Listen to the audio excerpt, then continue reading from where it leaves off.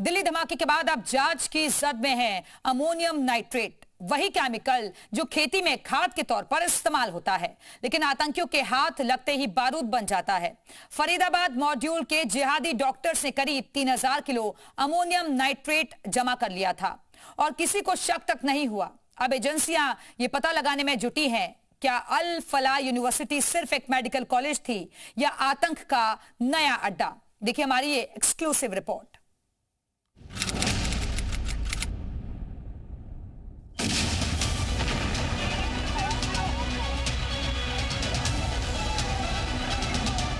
और एक चांदनी चौक का इलाका है और उसी के सामने यहाँ पर ये ब्लास्ट हुआ है। दिल्ली में लाल किला के पास कितना ताकतवर धमाका हुआ था। इस धमाके के बाद सबसे ज्यादा चर्चा अमोनियम नाइट्रेट की हो रही है। अमोनियम नाइट्रेट जिहादियों के लिए आतंक का नया सामान है। अमोनियम नाइट्रेट का इस्तेमाल फसल में जान डालने के लिए होता है, वहीं गलत हाथों में पड़ने पर यही अमोनियम नाइट्रेट मासूमों की जान भी लेता है, जिसका उदाहरण है दिल्ली कार ब्लास्ट। क्रिस्टल जैसा दिखने वाला ये रसायन कितना खतरनाक है, ये पूरे देश ने कल अपनी आंखों से देखा। लेकिन आतंक के फरीदाबाद मॉड्यूल में डॉक्टर और अमोनियम नाइट्रेट का गहरा कनेक्शन सामने आया। जिहादी डॉक्टर्स ने 2900 किलोग्राम विस्फोटक इकट्ठा कर लिया और किसी को शक तक नहीं हुआ। इसके पीछे की वजह है डॉक्टरी पेशा। कई डेंटिस्ट और सर्जन ऑपरेशन से पहले मरीजों को नाइट्रस ऑक्साइड देते हैं, जिससे मरीज को दर्द नहीं होता। इसके अलावा अस्पताल और फार्मा लैब्स में डॉक्टर्स को अमोनियम नाइट्रेट आसानी से मिल जाता है।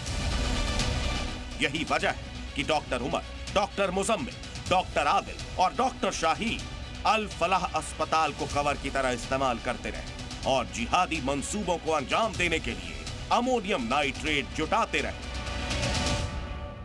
आमतौर पे ये एक फर्टिलाइजर के काम आता है और जो भी किसान भाई है ये इसको अपने खेतों में इस्तेमाल करते हैं और एक बहुत अच्छा फर्टिलाइजर के रूप में होता है ये। पर क्योंकि ये एक एक्सप्लोजिव के काम भी आ सकता है और इसको जब डीजल ऑयल वगैरह के साथ जब मिक्स करें तो ANFO बना देता है, तो इसलिए इसके जो रेगुलेशन है, इसका कंट्रोल है, वो इसके ऊपर एक तकरीबन आप कह लीजिए कंट्रोल्ड वे से इसको दिया जाता है जो अपने किसानों वगैरह को। अस्पताल के अलावा अमोनियम नाइट्रेट किसानों और फर्टिलाइजर सप्लायर से भी खरीदा जा सकता है।